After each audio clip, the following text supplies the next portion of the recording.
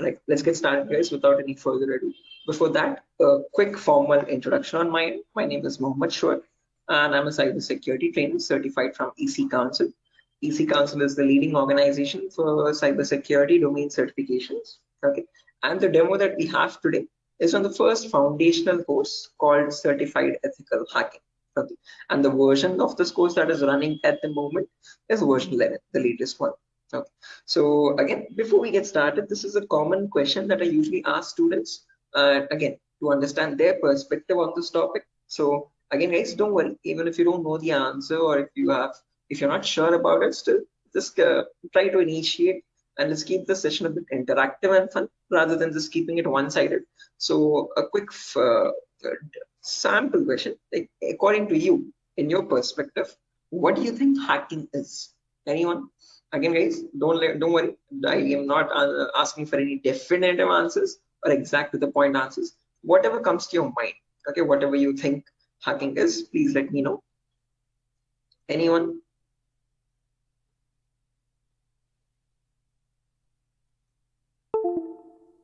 Prior to breaking the system.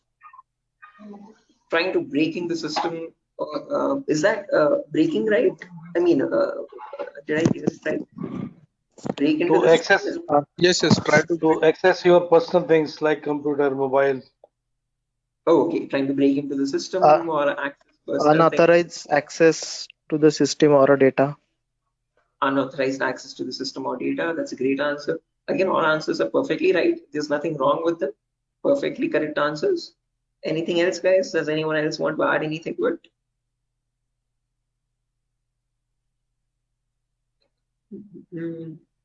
Right, perfect. No worries, guys. Thank you so much for those answers. Those are exactly right. There is nothing wrong with them. Okay, but if I had to just add upon that hacking, that definition, I would add it as hacking is the procedure of trying to gain access to information systems. Okay, these information systems could be anything. They could be from as small as a mobile phone to as big as a web application server or a database or the cloud organization as well. Okay, and this is done without the permission or without the consent and knowledge of the person owning those systems. Okay, so if those systems belong to a third party person, that person does not know that someone is trying to gain access to their information or the data. Okay, and this is usually performed by hackers for their own benefit. So once they get access to the systems, they can steal the data, destroy the data, or sell the data as well to other third party vendors. Okay. Now, depending on this definition, we easily understand that hacking is a malicious job. It is a criminalistic task. If it is such a bad thing to do, why do we have a course called ethical hacking? Is the second question. Because ethical is something which is legal, which is allowed. And how can it stand beside the word hacking, which is completely contradictory? So to define ethical hacking, on the other hand, this is the procedure of trying to find vulnerabilities. Okay, a vulnerability is nothing but a flaw or a loophole in the information system. So usually manufacturers might make mistakes somewhere here or there in the coding of the application. Okay, so that gives rise to something known as weaknesses in the information system, or in technical terms, it is also called as vulnerabilities. Okay, and this vulnerability finding, or the process of trying to find these vulnerabilities, is done with the consent and permission of the organization. Okay, so this is done in order to report it back to the target, okay, or to the authority, so that they can apply the appropriate patch for it. And once a patch is applied, that vulnerability is closed. It closes the doorway for the hacker to cause any harm. So thereby, with ethical hacking, we're trying to increase the security of the organization rather than cause any harm. Okay, so that is the main difference, guys, between hacking and ethical hacking. Where in hacking, we are trying to again, the hacker tries to take advantage of those vulnerabilities and tries to get information access. But in ethical hacking, you're trying to find those vulnerabilities, you're trying to report them back to get them patched so that you can increase the security. Okay, so I hope these two definitions are clear, guys. Again, if you have any questions or if you have any queries, or if you want me to repeat something, please do not hesitate to let me know. Okay, feel free to interrupt me at any certain point. Okay, so now, depending on these two definitions, guys, of hacking and ethical hacking, we can categorize the types of hackers. So basically, there's three types. There's someone known as a black hat hacker, a gray hat hacker, and a white hat hacker. A black hat hacker can also be termed as a cyber criminal who performs hacking for his own benefit, okay, or sometimes even just for fun, without asking for consent. On the other end of the scale, we have the white hat hacker. Okay, white hat hackers are also known as ethical hackers or penetration testers. These are the people who abide by the laws and policies of the organization, and they work hand in hand with them to find the vulnerabilities and report it back. They do that so that they can secure the infrastructure rather than causing any harm. Now, in between, there's a third category, also known as gray hat hackers. Now, from the name itself, you can figure out they have some qualities of the black hat hacker as well as the white hat hacker, hence a mixture. Okay, so like a black hat hacker, they don't ask for permission before finding the vulnerabilities, but once they find the vulnerability, they report it back to the organization. Okay, and that is done in return for a bounty. A bounty is nothing which benefits them. It could be a financial reward or a reputational reward, anything which benefits them or their careers. Right? So all these three types of hackers, whether it be a black hat hacker or a gray hat hacker or a white hat hacker, they perform hacking or ethical hacking in a certain number of steps. Right? And those steps collectively are called as hacking cycle or cyber kill chain. Okay. Now let me list those steps out one by one so that you can have a clear picture of what the whole course is about, and then we'll briefly discuss about all of them. Okay, so you can ask your questions regarding those. Okay, so the first step that you perform in hacking cycle or cyber kill chain is known as information gathering. Now, certain organizations term this step in different names. They can also call it as reconnaissance or footprinting. Second step is known as scanning. It can also be referred to as enumeration. Third step is gaining access. Fourth step is maintaining access. And the last step is known as reporting or clearing traces. Now, the reason I've specifically mentioned "or" in the last step over here is because that is where it makes all the difference between the white hat hackers and black hat hackers. If you're a white hat hacker or an ethical hacker, you would perform the first 4 steps and then you would generate a report with all the vulnerabilities and the solutions for that and submit it to the organization. But if you're a black hat hacker, obviously you're not going to submit the vulnerabilities, but you're going to take advantage of them. You're going to attack the system, get access to the data, steal the data, and then remove all the evidences, which is nothing but clearing the traces or removing the footprints. Okay. So any questions or doubts, guys, up to this part before I proceed further into the technical part? Any queries or any confusion at the moment? Again, guys, I hope the audio and video is fine. Any issues with my audio or video? Okay. What is this enumeration, sir? Again, yeah, we'll be coming to that, guys. We'll discuss each of these steps one by one so you have a better understanding of what all of them are.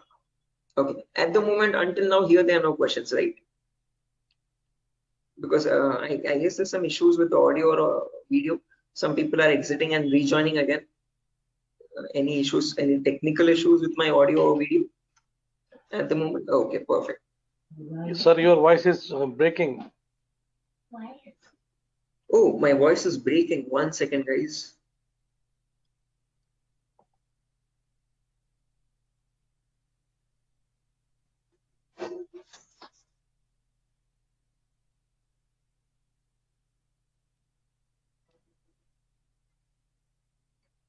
Okay, hello, 1 2 3, hello, 1 2 3. Now it is Guys, okay. it's okay, right? Right, perfect. Clear, sir. Right. Let's proceed now, guys, and understand each of these steps one by one so you have a clear picture of what they are. So the first step is information gathering. Again, as the name itself suggests, this step involves the hacker or the ethical hacker to gather as much data as possible about your penetration testing target. Okay, and all this information is gained passively. What I mean by passively is that you get this information from other third-party sources rather than contacting the organization directly. Okay, so for example, if I have a target like Wipro.com, about Wipro.com, I'll start searching online for all the material for it, okay, all the data regarding Wipro.com servers. Okay, the main question is, what kind of data are we talking about over here? And this is the information that we require. So firstly, we try to figure out all the IP addresses and the range of IPs used by the Wipro's main servers or the secondary servers. Then the who is records to understand who is hosting Wipro.com and since when has it been hosting itself. Then the DNS records to understand what information is stored in their DNS servers, domain name servers. Then employee details such as their contact numbers, their email addresses, their usernames and passwords which are leaked, and their home addresses if possible, and so on. So then the domains and the subdomains of Wipro's website, and the operating system information, like what OSs are being used by the servers that are linked with Wipro.com. Now trust me, this guys, that all this information is available online to be gathered. So if I show you a very basic example, let's say if I wanted to find the DNS records for Wipro's organization, all I have to do is go to the browser, and in the browser I can search for a website called DNS Dumpster. This website is available for free for anyone to access. You can click on the first link,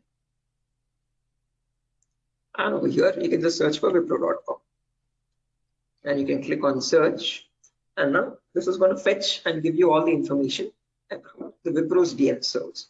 So first things first, it tells you where the Wipro servers are being located on the geolocation map. So it tells us that there are 4 DNS servers for Wipro. As you can see, these are their host names, exact host names, and these are the exact public IPs.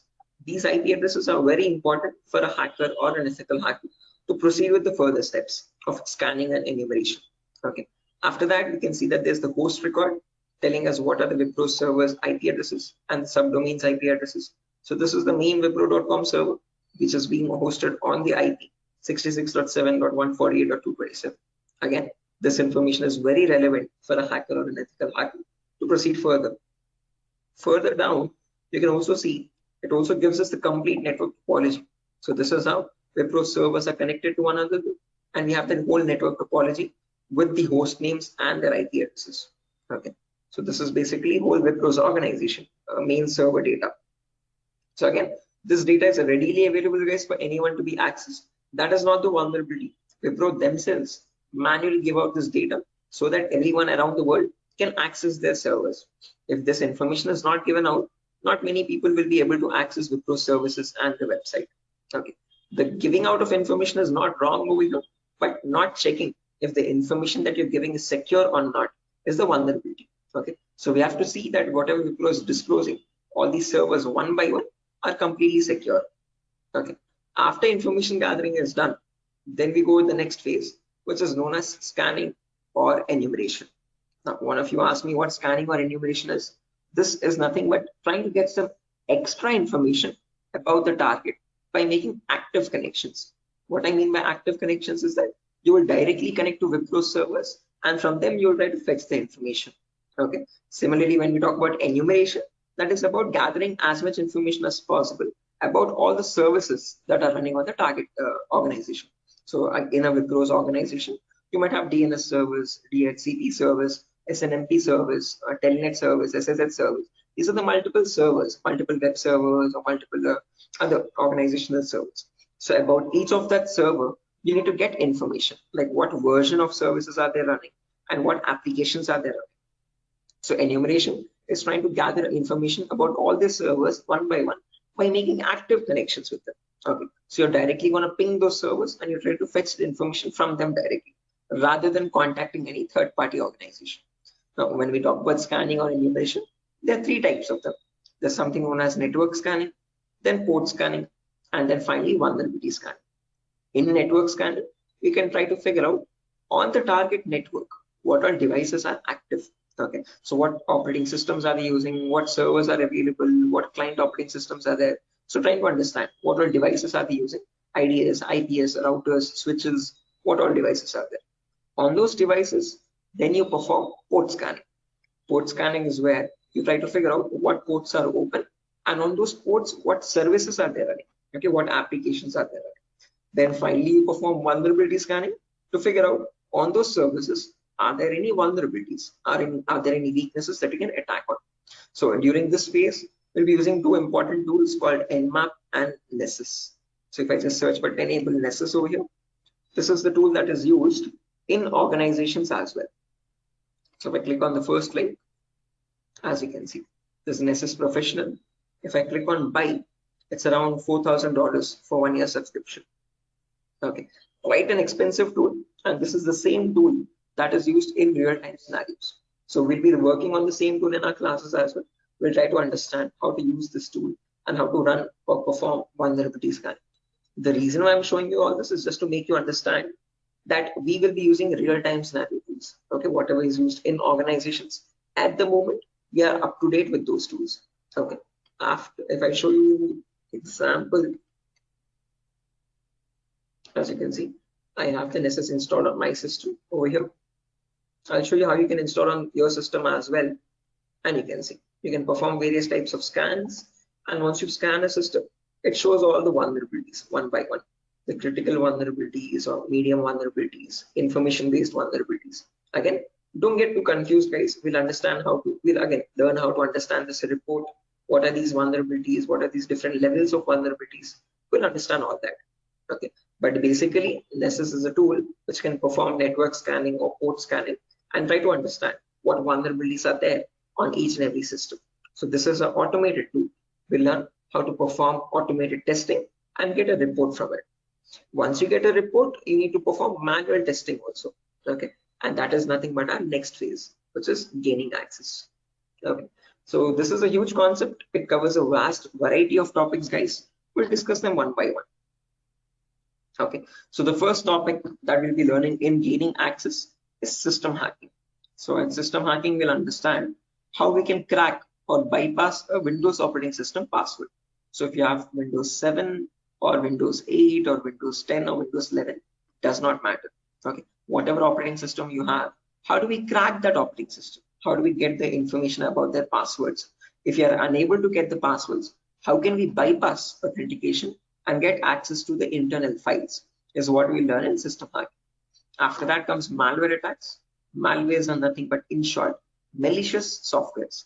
So we'll practically learn how to create each of these malwares, whether it be viruses or worms or trojans, spyware, whatever it be. We'll understand how malwares are generated and how we can protect our system from malwares. Or if there is a malware already installed, how can we detect that malware and prevent it from running further or causing any further harm. Okay, then there's a bonus topic called malware advanced. This is again not included in the CH curriculum. We have just added it as a bonus topic for students to have better understanding about malwares. In this, we'll be sharing the resources to understand how you can create your own malwares by using Python program. So just in case if you know Python, well and good. If not, also not an issue. We'll be sharing the resources as extra material to understand. So if you are interested in malware development or so, this is a very important bonus topic for you. After that comes network penetration testing. In this, we'll learn all the common network attacks. So in a network, you have multiple, again, devices, IDS, IPS, multiple different types of servers, like mail server or DNS servers, DHCP servers, SNMP servers, and so on. So we'll understand how to check for vulnerabilities on each of these servers. Along with that, we can perform a few attacks as well. Sniffing attack, man-in-the-middle attack, denial of service attack, or distributed denial of service attacks, DDoS, okay, and hacking Wi-Fi routers, trying to crack the password of Wi-Fi routers and getting access to those routers. All this comes under network penetration testing, okay, all the common attacks that we can perform in a local network. After that comes social engineering, where we learn how hackers create fake websites, okay, whether it be facebook.com, instagram.com, twitter.com, or flipkart.com. How are hackers creating fake login pages? And from those fake login pages, how are they getting the passwords, credentials? So we learn what phishing attacks are, what are the other social engineering attacks through which hackers manipulate victims into getting their passwords. Okay, so we'll learn all that, and we'll also understand how to prevent these attacks, how to distinguish between a fake page and an original page, and so. After that, we have web application pen testing. In this, we'll learn all the common vulnerabilities that exist on websites. So again, websites also have some weaknesses, okay, on which attackers can exploit and try to get access to the internal web server data or the internal database data, and so on. So to list out a few, there's vulnerabilities such as SQL injection, cross-site scripting, broken authentication, file upload vulnerability. Now, might sound very technical, guys, but these are the weaknesses using which hackers can get access to your information, to your passwords and usernames. Okay. After that, finally comes hacking mobile phones, where we learn how we can hack an Android phone and get access to that Android phone remotely. After gaining access is done, then we have maintaining access and maintaining access, reporting and clearing traces, where we learn how we can maintain persistent connections. So if the target is restarting his system or shutting it down and starting after a very long time, how do we get access to that data? How do we still stay connected to the victim machine? Is what we learn in maintaining access. After that comes reporting of reading traces, where I'll show you how you can generate a report and submit to your client or submit to your organization, or how do you remove the evidences. So this course is designed in such a way where we learn both the perspectives of a black hat hacker as well as a white hat hacker. Okay. And it's designed in a completely practical way, no theoretical nonsense. Every day we'll have a class for 1 hour where the first 20 minutes we'll discuss the theoretical part, understanding what that attack is or how to prevent that attack. And then the remaining 40 minutes we'll discuss the practical part of it, okay, with real-time scenario tools. To list out a few tools, we'll be using this tool such as Nessus, we'll be using Nmap, we'll be using Burpsuit, we'll be using the whole main Kali operating system, okay, which I have over here, as you can see. Okay. Before that, let me show the course content as well, guys, very quickly. So yeah, this is over here, the course content for the whole course. Okay. And the course is for a duration of 35 days, where we learn from the very basics itself. So most of the students ask this as a question, like, sir, are there any prerequisites? Do we need to learn something else separately? No, this course is designed in such a way where even a 10th standard student can come and learn the course for, without any trouble. Okay, because all the prerequisites are included in the course itself. So before we dive into the advanced concepts, there's a few prerequisites which we will cover. The first few introductory classes. First things first, we learn about networking basics. We learn what IP addresses are, what are IPv4 addresses, what are IPv6 addresses, what is a DNS server, what is DHCP server, all the important protocols, what is TCP protocol, what is UDP protocol. We'll discuss all that in networking basics. Then we'll jump into virtualization. Okay, virtualization, because as you can see over here, I'm running my Windows 11 operating system. On top of this, I'm running my Kali OS. Kali is a Linux-based operating system. Okay, and we need to install this. The reason being, this comes pre-installed with all the penetration testing tools. So for information gathering, web application attacks, password attack, Wi-Fi attack, all these tools are available in Kali Linux. These are not available for you in Windows. So that is why we need to understand how to install this Kali operating system. Okay, and for that, we need a tool such as VMware. VMware is a virtualization software. This allows you to install multiple operating systems on the same machine. So I have my Kali OS, I have my Windows 7 OS. All of these are running on my Windows 11 operating system, as you can see. Okay, so on my Windows 11, I can run my Kali, Windows 7, whatnot, as many operating systems as I want. After that is done, then we learn basic Linux and Windows commands, because as I've mentioned, we'll be using Kali Linux. So we need to know how to operate that OS. Okay, so we'll understand what the basic Kali commands are. We'll get familiar or comfortable with the Linux environment, and then we'll dive into the advanced concepts. Okay, so there's a few extra concepts there mentioned as well, as you can see over here: cryptography, reverse engineering, IoT, cloud security. These are not mentioned in the presentation for us, but these are all the topics that we'll be covering. Okay, the whole course duration is around 1 month, guys, 30 to 35 days, and we'll have a class from Monday to Friday onwards for every day for 1 hour. Okay, and the timings will be same. We'll have timings at 8 p.m. Every class will be recorded, and you'll be getting the recordings as well online, which we will have permanent access to. So just in case if you're missing out any class, you can access the recordings whenever you want. Okay, if needed, we can take backup classes as well on Saturdays and Sundays, just in case if there's a lot of absence. Okay, so yeah, that's that, guys. A quick introduction on what the course is and how long the duration of the course is. If you have any questions, you can shoot at me right now. Please let me know, guys. Any queries? Anything that you want me to repeat or so? Can you hear me?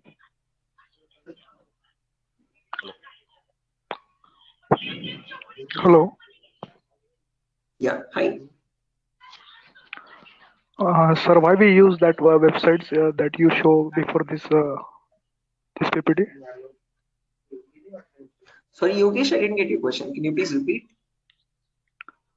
Sir, we as you said that we use some websites for ethical hacking. So that website that you opened before this PPT, I'm asking about that website. The DNS dumpster website, as you can see. This is for information gathering, trying to gather information about any certain client. So before we perform hacking, it's very necessary that we know all the data about that organization or the data about that target. So in order to get that data, we have to visit these third-party websites. Okay, Sometimes your organization might not give you that data sufficient for us. Okay. That is why we need to gather that information from other third-party sources, websites like DNS Dumpster and so on. Okay. The more the data you have, the more possibilities you have to attack the system. Okay. The more attack vectors you can find or possible paths you can find to attack the system. Okay. So that is why it is necessary to access these websites and get the data about our target from these websites. Okay, okay, so understood. Right. Any other questions, guys?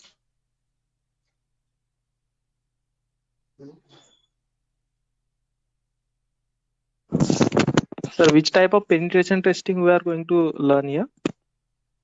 Again, CEH is a very comprehensive course, guys. We're not going to be going into any advanced level penetration testing, but we will learn all the kinds of, whether it be web application pen testing or network penetration testing or system hacking or Android pen testing. We'll be covering the basics of all of them. This is a course designed for people who are completely new to cybersecurity, and we can't leave out any endpoint. So we need to understand how to perform network security testing. We need to perform web security testing, Android security testing as well, and Windows or Linux security testing as well. So we'll be learning all of them one by one. Okay, we'll be covering each and every endpoint that is left, as you can see over here in the course content. Okay, but as I've mentioned, we won't be going in depth of all of them. We'll learn how to check for security vulnerabilities, basic vulnerabilities, and how to remediate them, how to remove those vulnerabilities.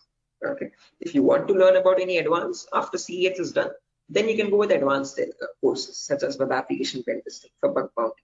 This course is specifically designed only for website security testing. So in this, we'll be going with OWASP Top 10.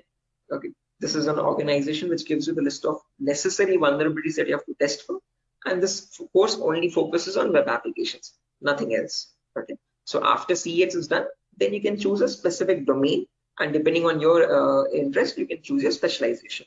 Okay, whether it be website security or Android security or network security or cloud security and so on. So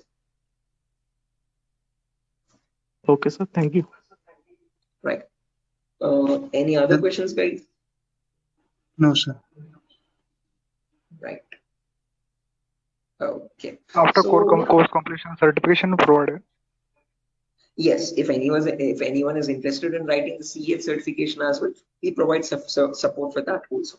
There's complete pass guarantee. So I usually handle the certifications myself. So if you're planning on writing a So this is certification, job guarantee. this is what? Sorry. Job guarantees. Sorry, I didn't get you guys. Can you please repeat that? Hello. After this course, his job is. He's asking Oh, a yeah. placement assistance. Job assistance. Again, guys, at Durga, you're not going to be providing any confirm guarantee that we'll be placing you in an organization, but we'll be sharing your resume once you forward it to our consultancies. Okay. So in the price of 8,000 rupees, we are only including the course content with the course completion certificate. And if you're planning on writing a certification, we will give you certification support as well. Okay. So at that price of 8,000 rupees, we are not in contact with the complete job placement facility, but we do have few consultancies where we can give you your resumes too. Okay. Once you're done with the resume preparation, I'll be helping you out in understanding how to create a resume as well, depending on a cybersecurity profile.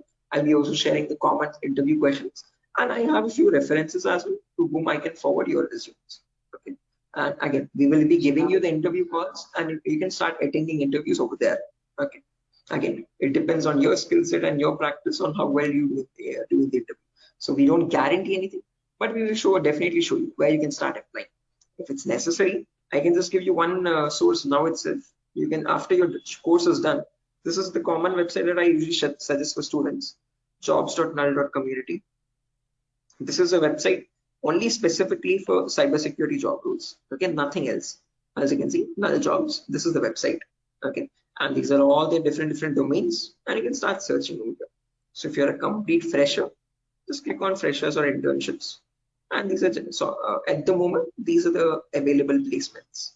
Okay, so for internships, okay, if you're not into internships, you want a specific job role, you can start applying for VAPT, vulnerability assessment and pen testing. These are the ones at the moment for cybersecurity. After the course is done, you can start applying over here also. So this is one website that I suggest to most of the students once the course is done, to start applying for jobs. Okay. So again, how well you do, it depends on your skill set and your practicing, guys. Okay. And this website is specifically only for cybersecurity jobs, nothing else. Okay. Any other questions, guys? No, sir. Thank you. Right. Again, if you practice properly and if you're done with the course, guys, and if you're thorough with all the concepts, getting a job in these portals is not that tough. Okay. There's a lot of students from our previous batches as well who have searched for jobs in this nuls.job.co.in and they found their internships and their jobs. Okay. So again, as I've mentioned, once you sit for the interview, it's all on you. Okay. So it depends on your preparation of how well or bad you do. So we can't guarantee anything, okay, because that's on your skill set, but we can at least show you where you can start applying for jobs. Okay. So yeah, that's that, guys. Nothing further for our session today. And yeah, if you have any queries, again, over here is my number. Just in case if you have any queries, technical queries, you can let me know. This is the number over here, 768-006-9768. Hello. Hello. Yeah, I can hear you. Prabin, I can hear you. Yeah. So I just wanted to know. Actually, I'm a working professional. I'm working on the front end side, but wanted to move into this domain. So what suggestions could you, give me on that side? Again, same, I would recommend if you're completely new to this domain, go with Certified Ethical Hacking, CH version 11. This is a foundational course for people completely new. So you'll be learning everything from scratch. After that is done, if possible, if time and financial permits you, you can write the certification as well from EC Council. So there will be a CH examination for 125 questions. Okay. And if you give 75% of them right, you get certified from EC Council. You get a certificate from the US organization. Okay. So that adds edge to your resume. If you are not, again, certification is quite costly. It's around $500. So if you're not planning on writing the certification, I would recommend doing some extra advanced courses as well after CH is done, and then add that at least to the resume to build some edge again. Okay. Okay, and is there any coding involved here, or is it completely into, the security part? Not at all. In CEH, you don't have any requirement for coding level language. But if you're planning on going for some advanced courses like web application pen testing or profile security testing, there you might need to have some basic knowledge. Okay. So when we talk about web application, it is necessary that you have basic knowledge on HTML and JavaScript. Okay. But when we talk about CEH, the foundational course, for this we have no requirement for any coding level language knowledge. Okay, and what kind of roles are we can apply after the completion of this course? Like someone is if having 5 years of experience and he has transited into this particular cybersecurity, what kind of roles would be available? Again, as you can see over here, these are the roles that you can start applying for. VAPT assurance lead, VAPT senior security analyst, cybersecurity consultant. These are all the job roles. Penetration tester, security analyst, or monitoring job roles, and so on. Vulnerability assessment tester. These are the job roles you can start applying for. Okay, cool. Thanks. Right. Any other questions, guys?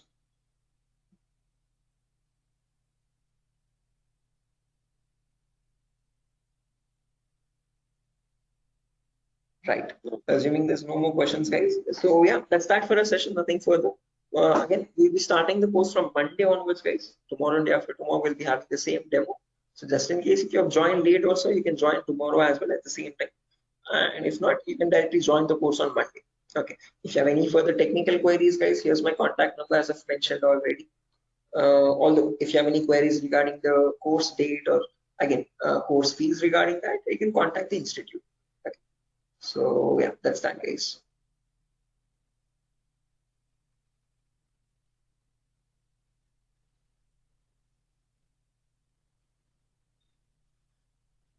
Sure. So I'm gonna be exiting, guys. I hope you have enjoyed the demo. And yeah, if there's any queries, please do let us know how we can help you. Okay. Have a good day, and I'll see you soon. Bye bye.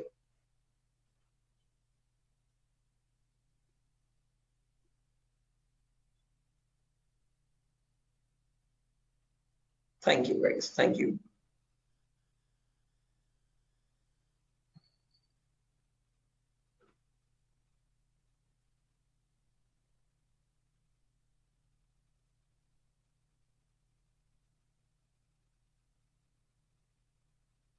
Okay. Hello, guys. Can you hear me now? Biswajit Singh, Rakesh, Ravikiran,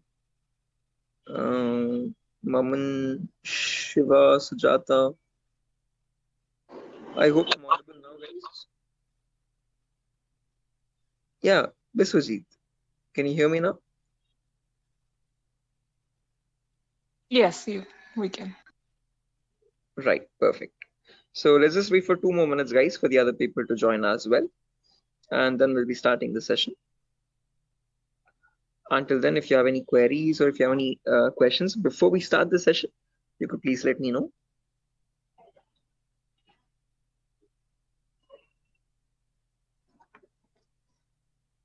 So, Yes, excuse I can me, hear sir. you. Yeah.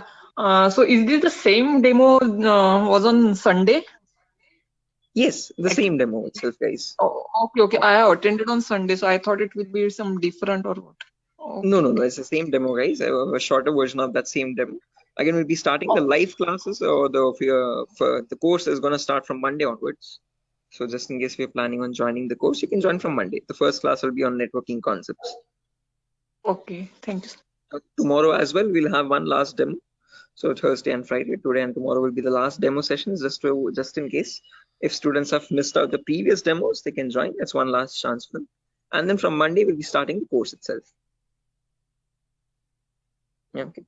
So just in case, guys, if there's anyone who has already attended this demo session, again, just a heads up, this is going to be the same demo. It's not going to be any different from the previous ones. Okay, this is just backup sessions or backup demos for people who could not join earlier. Okay. Thank you. Sure.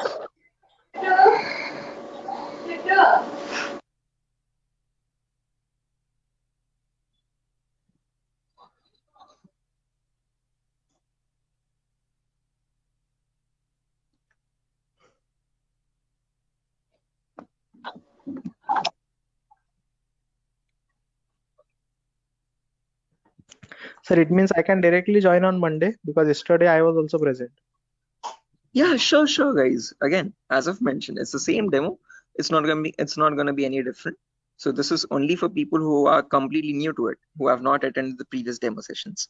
So if you have already attended the demo session, guys, you can join back on Monday itself directly. Okay, and the timing will be same at 8 p.m. Same time, 8 o'clock in the night. Okay, thank you. Sure. Okay, guys, so let's get started without any further ado. Before I get started, a quick formal introduction on my end. My name is Mohammed Shoaib. I'm a cybersecurity trainer certified from EC Council. EC Council is the leading organization for cybersecurity domain certifications. Okay, and one of the courses that it provides for people who are completely new to this domain is Certified Ethical Hacking version 11. This is the latest version of the course that is running at the moment, and this is a course designed in such a way for people who are completely new to this domain. So if you have no knowledge about what cybersecurity is or what hacking or ethical hacking is, this is the course to get started with. Okay. So before I proceed further, this is a common question that I usually ask all the students just to understand their perspective on this topic. So again, guys, let's keep this session a bit interactive and fun. So my first question to you is to understand what your perspective is on hacking. So again, not asking for exact definitive answers, guys, but just to understand your view on it. Okay, so whatever comes to your mind, please do let me know. In your terms, what do you think hacking is? Anyone? There's Biswajit, there's Maman, Rakesh, who else? Shafiuddin, Shiva. Hello? Yeah, Biswajit, I can hear you. Sir, actually, according to me, hacking means to hack the information of organization or any systems. Right, hacking information or getting access to the information of organization systems. That's a good answer, Biswajit. Anyone else, guys, who wants to add anything to that? That's a perfectly right answer. There's nothing wrong in it at all. Perfectly all right. Any other additions to that, guys? Anyone who wants to append anything to that answer?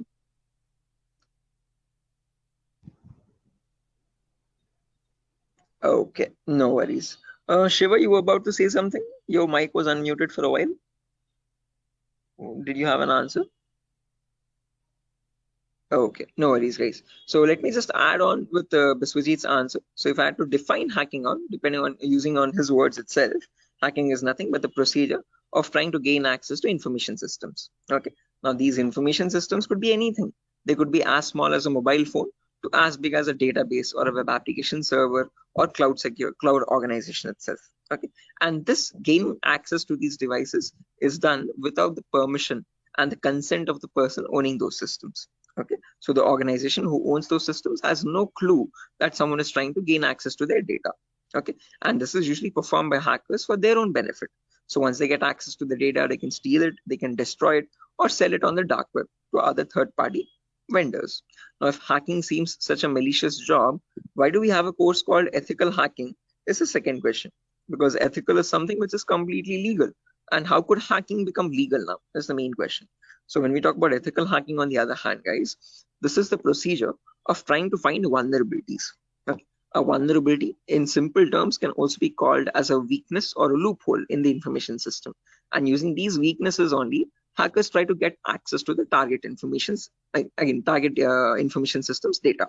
Okay, so your job as an ethical hacker would be to find these vulnerabilities before a hacker does, and this is done with the consent and permission of the organization. So once you find these vulnerabilities, you have to report it back to the organization so that they can apply the patch for it. And once a patch is applied, you're thereby increasing the security of infrastructure and preventing hackers from causing any further harm.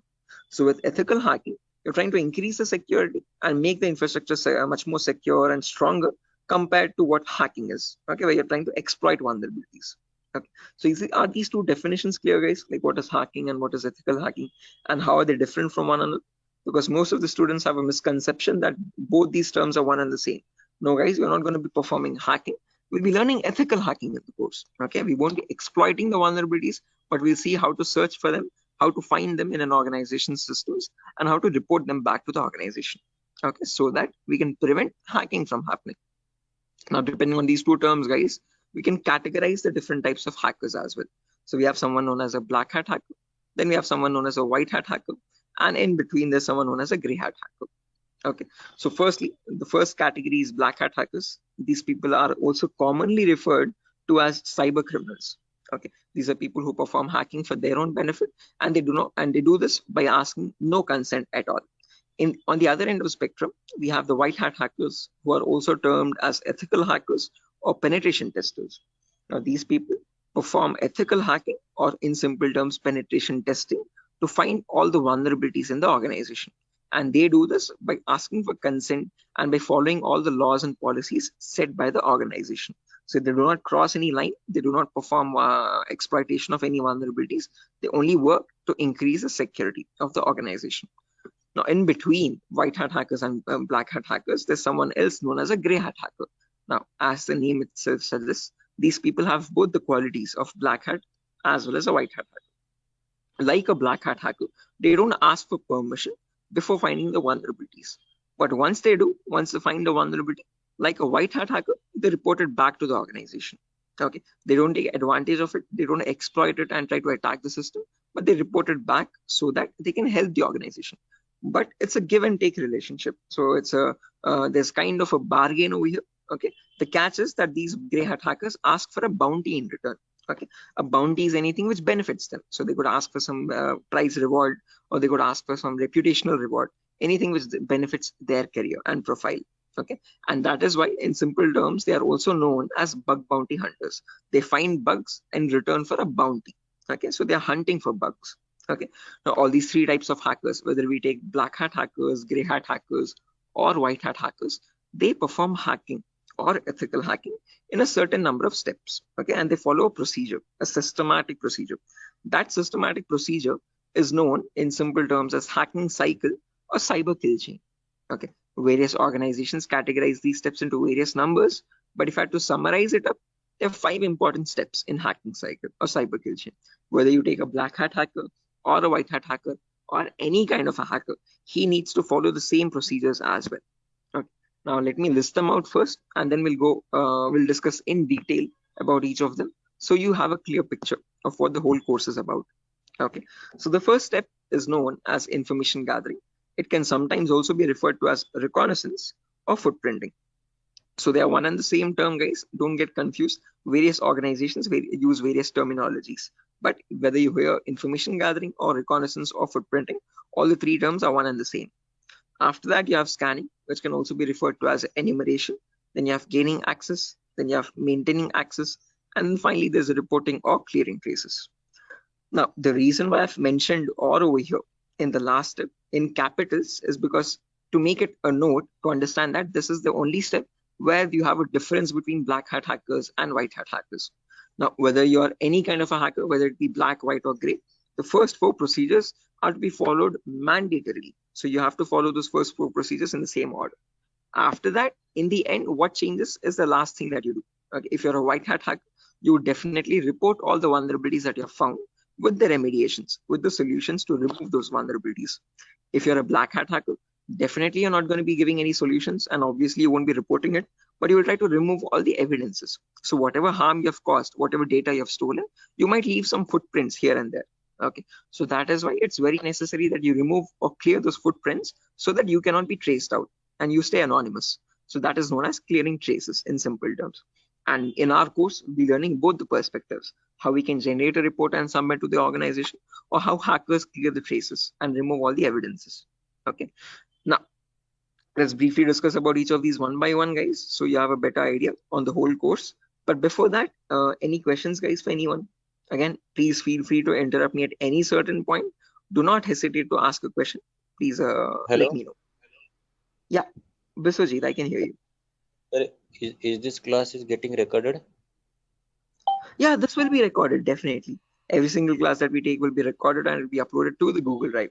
So even once we start our course as well, the whole duration of the course, every single day we'll take a 1 hour class, and each class will be recorded and uploaded to the Google Drive.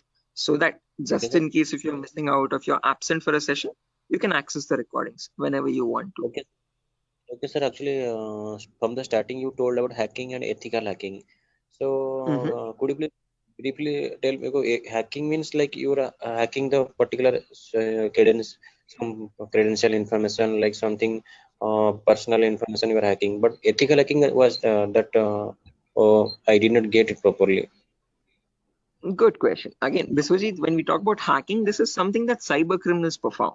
Okay, hacking is where you're trying to get access to information devices. Okay, and using those information, what you do with that information defines what kind of hacking you do.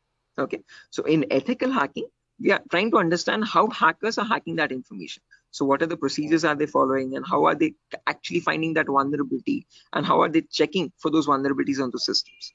Okay, so we as ethical hackers try to find those same vulnerabilities that hackers use, and we try to rectify those vulnerabilities. We try to apply the patches for them. Okay, so just like how hackers do it, we are going to do it in an ethical manner. Yeah.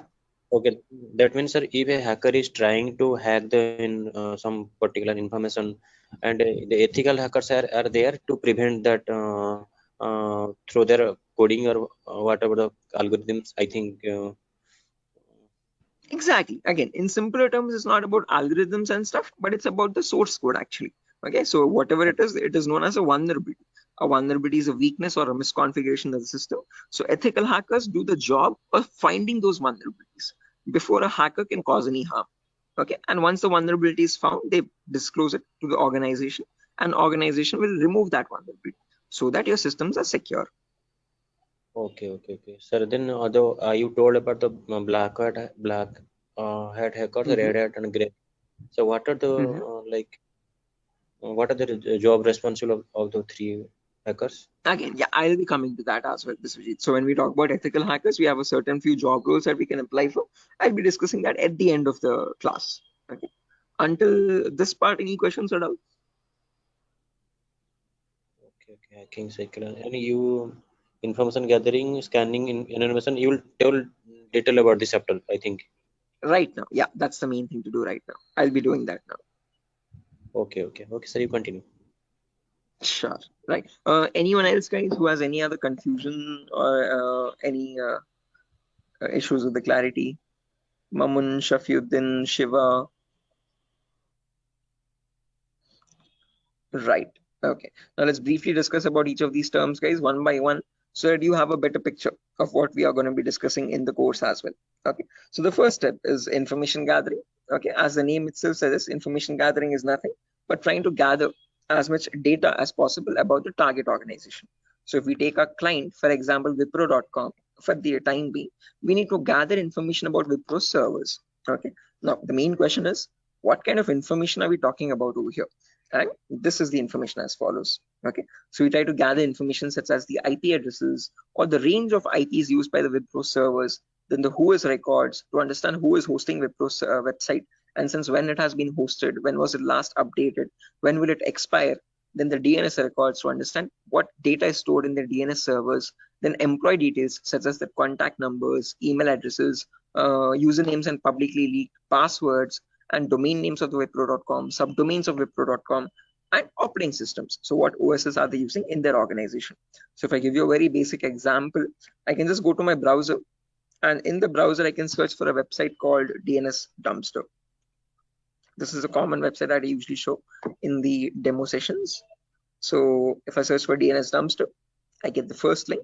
Now this is an example of information gathering. So you're trying to gather information about Wipro.com from other third-party sources. So right now in this step, we are gaining information passively.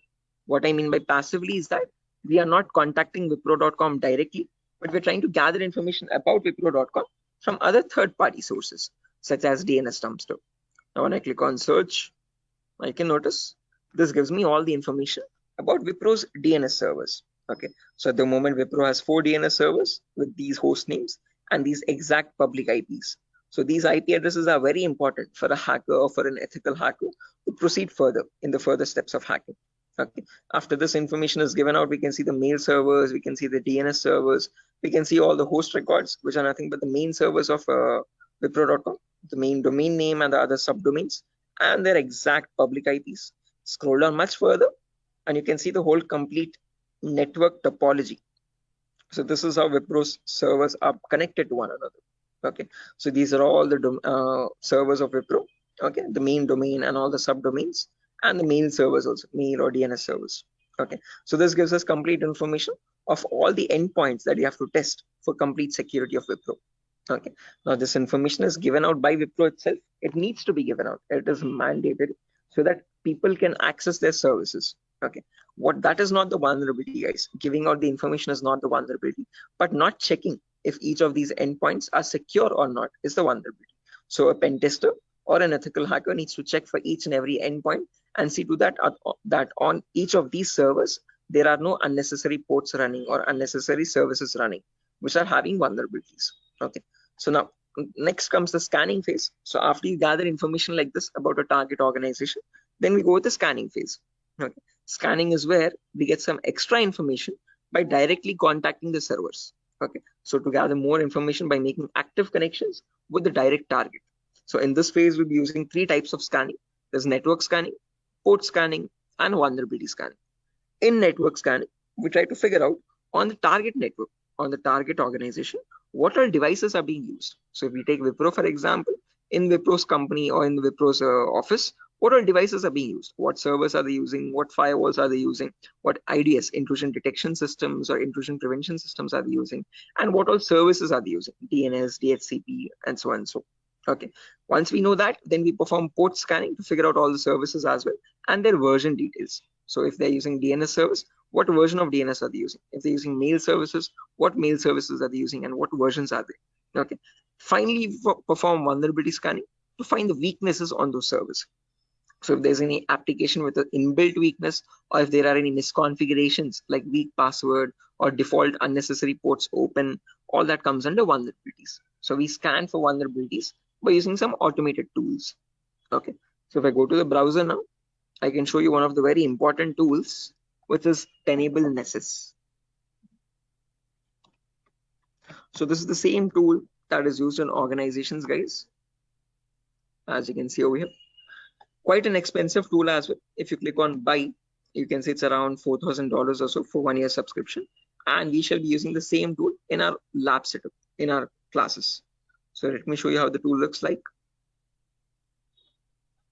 Admin password. Yes. So again, default password, default credentials, policies, scan templates. So this is how your Nessus tool looks like, guys. So this is capable of performing your network scan or port scan or vulnerability scan and gives you the list of vulnerabilities. So once you perform a scan, it shows you in your network whatever devices are there, what vulnerabilities are there on those devices. So it categorizes the weaknesses on the system in 5 levels: information, low, medium, high, and critical. So if a company has any critical vulnerabilities, it means hackers can easily get access to their servers. Okay, so we'll understand how to perform vulnerability scanning, how to know if a system has any vulnerabilities, and if hackers can hack their organization so easily. Okay, if they can hack, how do we provide the solutions is also what we learn. Okay, after scanning is done, then we go with the next phase, which is gaining access. Now this is a huge concept, guys, covers a lot variety of topics, and these are the topics as follows. Before I proceed further, any questions or doubts up to this part, guys, in information gathering or scanning?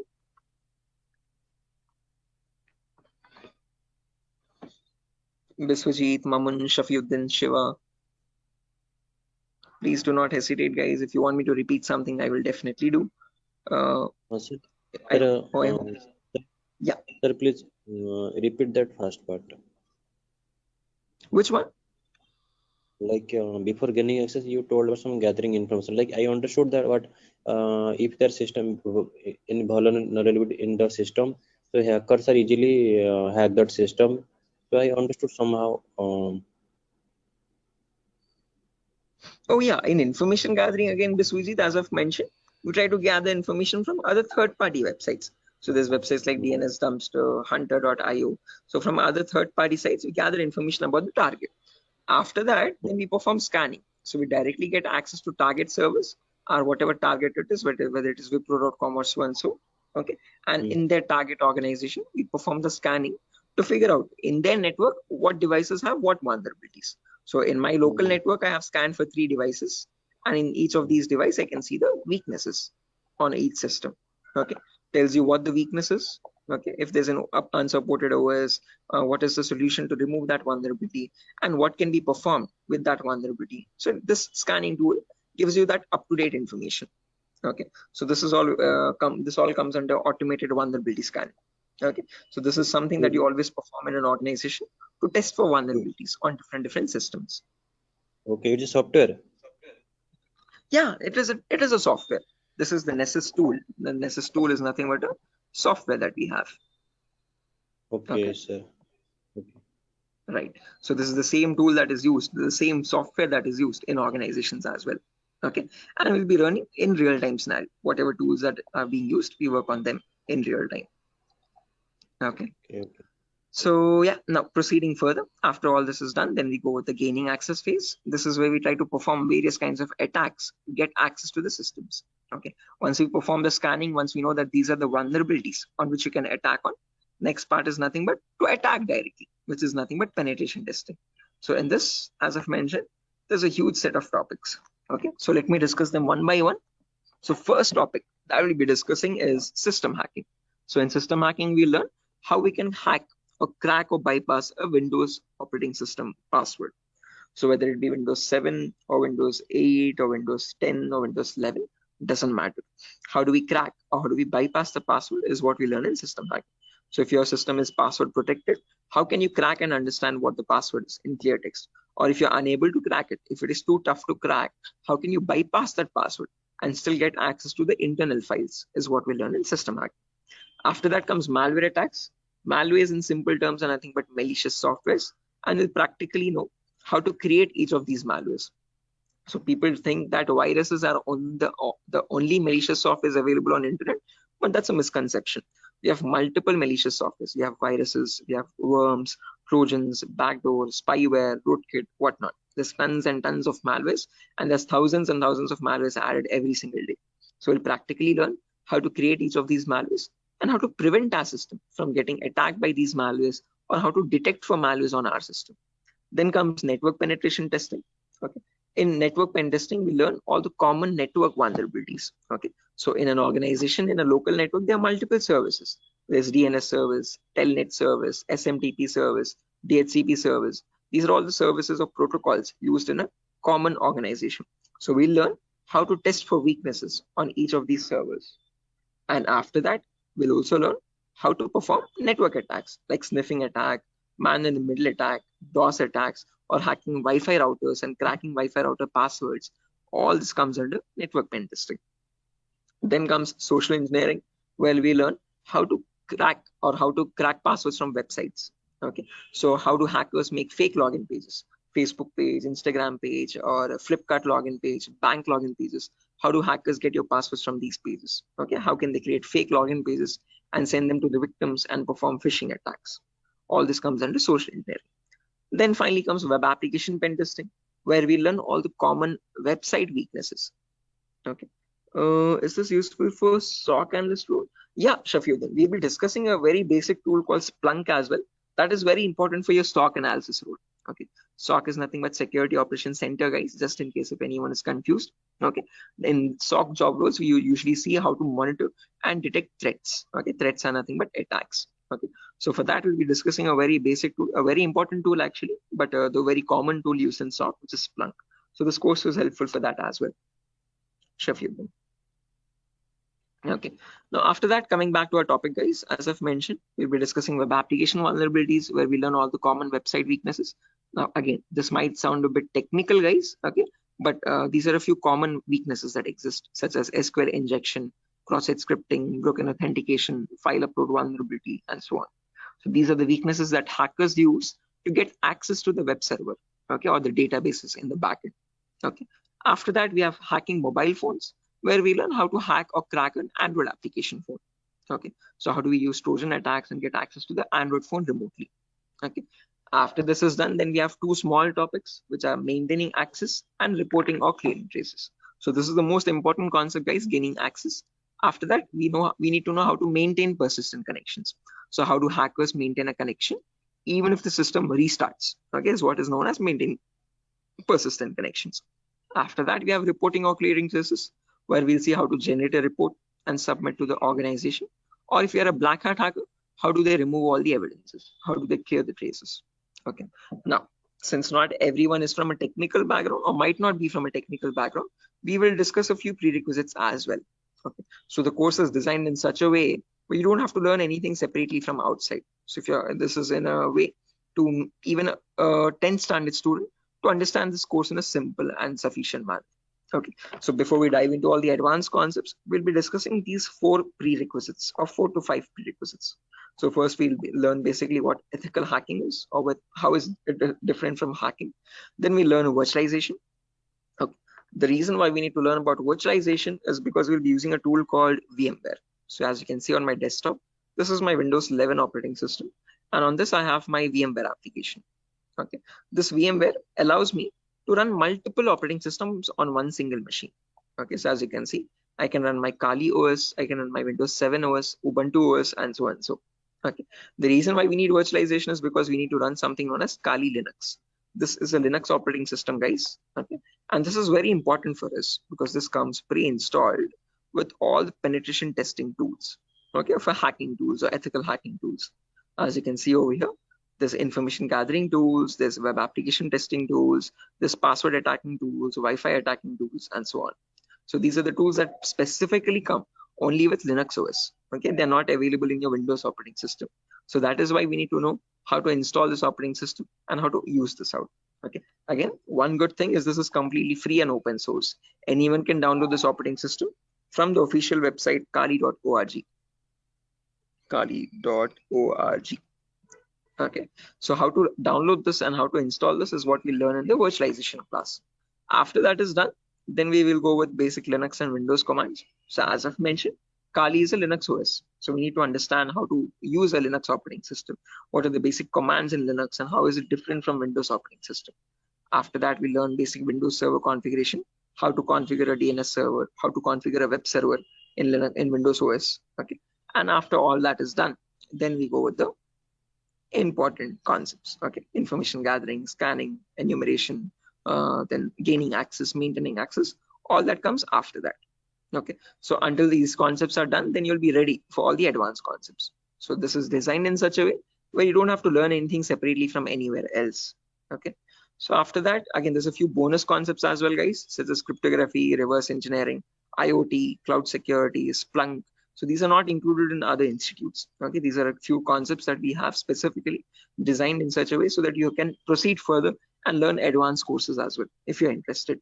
Okay.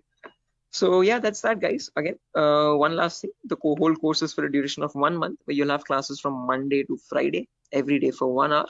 Okay, and every class will be recorded and it will be uploaded to Google Drive. So just in case if you're missing out any classes, you can access the recordings as well. Okay, so yeah, that's that, guys. Any questions on your end? Yeah, Biswajit, you were asking me one question, asking about the job roles, I guess. So once you're done with the course, you can start applying for job roles like SOC analyst, vulnerability assessment tester, or penetration tester, or again, security engineer, and so on. So, okay. So these are the job roles that you can apply for once you're done with the course. Actually, I have taken this course on. I was just learning this course just to get a job in that ethical hacking, like information security, and in any IT company. So actually, sir, as I came to know that, sir, is there any like coding algorithm required to just like to do such kind of activity in Good ethical question. hacking? Great question. This is a very common question that is frequently asked by students, that do we need any coding knowledge required for this course? Definitely not. So, sir, in CEH we will be discussing again, we will be primarily focusing on Linux operating systems. So we need to know how to use a Linux OS properly. Okay, so that is the only requirement which we will be learning throughout the course. Okay, other than that, you do not require any coding level language knowledge at all. Okay, so coding or development knowledge is not at all necessary. Wherever it is, we will be discussing that basic necessity of it. Okay, so there are certain topics where we have a topic called malwares. So in this we learn how to create malwares. Okay, so in that one topic will require basic coding language knowledge, but again, that itself I will myself be teaching it. Okay, so you don't need to learn anything separately from anywhere else. And other than that, this one topic malware, we won't be using coding language at all anywhere. So, Ajay, so actually, I am doing job in Linux support, like technical support. That's great. This is going to be a lot easier for you then. So actually, that's why I want to change my career, change my like next job into information security on the doing ethical hacking courses. Yes, I one more thing that, sir, is it necessary to get the certification on ethical hacking, like you have done something? Right. Again, it gives an edge, Biswajit. It's better to have a certification. If you're not going with certification, I would recommend you learn a few extra courses as well. Okay. After certified ethical hacking is done, then go with one advanced course, one specialization course like network security or web application security or so and so. So that will add you some much more value to your certification. Okay. So into your resume actually. Okay. So it's better to have certification, but if you're not having certification, just to increase or broaden your skill set, learn an extra course after CH in cybersecurity itself. Okay, there's many streams. Okay, we provide web application security as well, testing. So you can join this course as well, just in case if you're not doing a certification. Okay. Okay. So after that, web application security is another course. Yes. Okay. So in this syllabus, sir, what we will learn totally overall? What we learn? How much we can work in a company? Again, as I've mentioned, CH is the foundational course. So you'll be learning about all the endpoints. So you won't be focusing on one of them, but all the comprehensively all endpoints. So we'll learn network security also. We'll learn wireless security also. We'll learn Windows and Linux hacking also. We'll learn Android security also. And we'll learn web application security also. But in CH, one thing is you are going to be like a jack of all trades, master of none. So you're not going in deep. You're not specializing in any one of the fields. You're learning about all the fields. After that, you can choose one specialization and you can focus on that. You can either go towards web security or cloud security or network security. Depends on your interest. Okay. Understood, sir. Then right. That will the final and long-term career. Long-term, yes. Okay. To get started first, usually in cybersecurity, you usually get monitoring job roles for a few months. Okay. After that, Okay. then you can go into deeper course. Mamun, are you going to teach all security courses? Yeah, I'm the same tutor, Mamun. So after CH is done, if you're planning on going with cloud security or web application security, we provide those as well. At the moment, mobile and network is not included, but just in case, since there's a huge boom, there's a huge requirement for web application. So that also I provide. Okay. Okay, sir. You can go with 1 year experience, Shafiq, not more than that with CEH. But if you like add a few more courses after that, like after CH, if you do web application and also, you can add a couple years experience, like 2 or 3 years of experience as well. Okay, because you need to know more tools with such years, that huge years of experience. They will ask you what tools you have worked on. Okay, so it's better you have a few knowledge on those tools. So with more the courses, you get more experience with different tools. Okay, sir. So will you please help with practically all the things? Again, the whole course. Oh, is it back-to-back training? Yeah, Mamun. Again, after the CH is done, I usually take separate classes for web application students as well who are interested to join that. Okay, so that will be a back-to-back session directly. Again, yeah, coming back to you, Biswajit, you were asking me something. What was the question again? I forgot. No, actually, I was asking, sir, what, sir? Forget. Anyway. I forgot as well, but let me try to recollect. Does anyone else remember, right, guys, what Biswajit was asking? Practical, yeah, good question. So again, the whole course is designed in such a way where it is 20-40 ratio, guys. So out of all the 60 minutes that we have every single day, the first 15 to 20 minutes will discuss the theoretical part. The remaining 40 minutes will discuss the practical part itself with real-time scenario examples. I'm not going to be boring you with theoretical knowledge. Only in the demo class and only in the first few introductory classes we'll discuss theoretical concepts. Once we start from the information gathering, everything is going to be completely practical based. Okay, with tools that are used in real-time scenario. Are you teaching cloud security? Yes, I teach cloud security as well, Biswajit. Okay, but again, as I've mentioned, that is usually taken up after CH is done. Okay, so we'll discuss on AWS security and again, mostly on AWS itself. Actually, I wanna make my career into that like cloud security part. That's why I was thinking how much practical you will teach here and how much we can be skilled enough in this course, so that we can be confident enough while attending the interview. So, will you please discuss on about some like mock interview questions and resume building?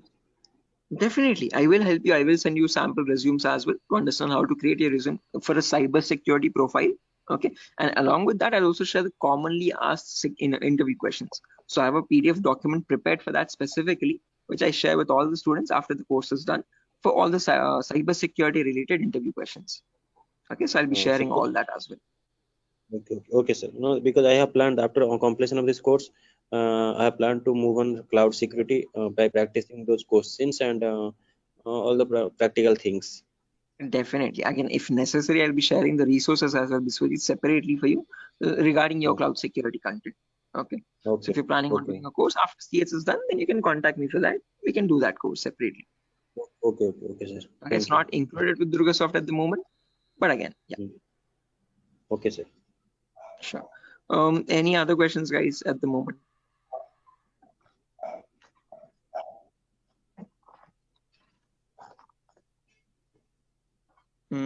Okay, assuming there's no questions, guys, I'll be ending the session over here. And yeah, that was great interacting with you guys all, Biswajit, especially with you because you have asked a lot of questions. So I hope everything is clear and you have no more unresolved queries. Okay, now I understood. I will follow that like recording also. If I got any doubts and demo sessions, I will ask you in the next class. Definitely, sure, definitely. Again, guys, if necessary, here's my contact number as well, 76800696768. If you have any technical queries, you can contact me over here. If you have any queries what other technology we should know. Again, Mamun, as I've mentioned, it's better to have Linux knowledge, Linux commands knowledge, and how to use a Linux operating system, and basic networking knowledge. What are IP addresses, what are IPv4, what are IPv6 addresses. If you do not know these also, as I've mentioned, all these are included in the course itself. So these are the prerequisites which are required. But again, I have included them in the course just in case if you're not familiar with them. Okay. So there's no prerequisite for joining the course. All you need is a good laptop to run the practicals. Okay. Minimum requirement would be at least an i3 processor, oldest to oldest i3 processor, and minimum to minimum 6 GB or 4 GB RAM. If you have 8 GB, that is recommendable. Okay. Recommended. But if you have minimum 4, it might hang a bit, but it will work. Okay. So one important requirement is you need a laptop or a device for practicing, because we have a lot of practicals in the course. Okay. So other than that, nothing else is required. Okay. Just interested mindset and a device to practice on. Those are the only 2 requirements for this course.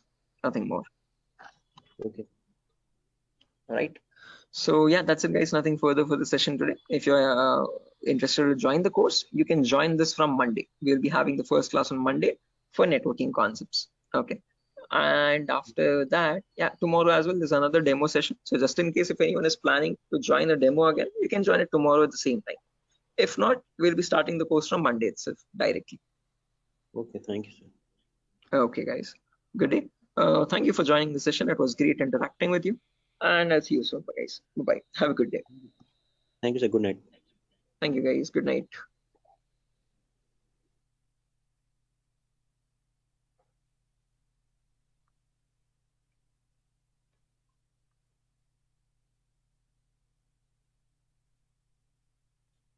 Guys, can you see the screen now? Yeah, I can see you now. Yes, sir. Yes, it's Sujata, Somat. Yes, sir. It's visible. Right, perfect. Thanks. Okay, how many people are there? Vikiran, Rakesh, Biswajit, Prashant, Shiva, Somat. Okay, perfect.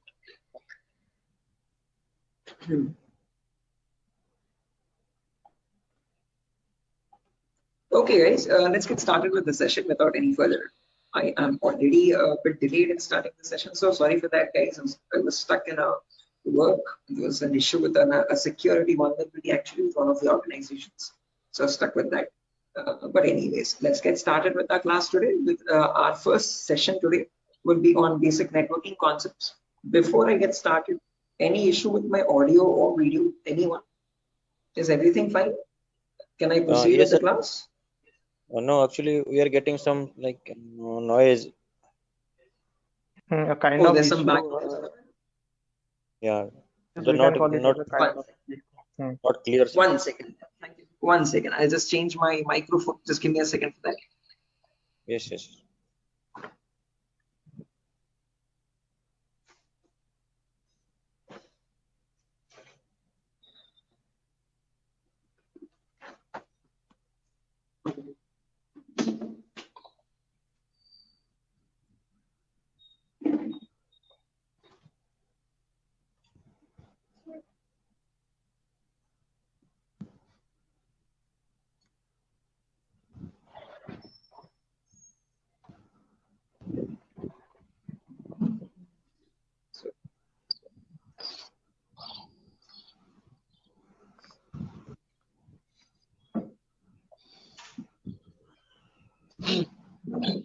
Okay. How does it sound now, guys? It is audible now. Yes, now it is It's clear. audible. Background disturbance, no kind of issues. Yes, yes. Perfect, perfect, perfect. Okay, guys. So let's get started without any further ado. So as I've mentioned, in today's class, we'll be going with basic networking concepts. We'll discuss what IPv4 addresses are. Okay. So before diving into IPv4 addresses, let's try to understand what a network is and what a host is.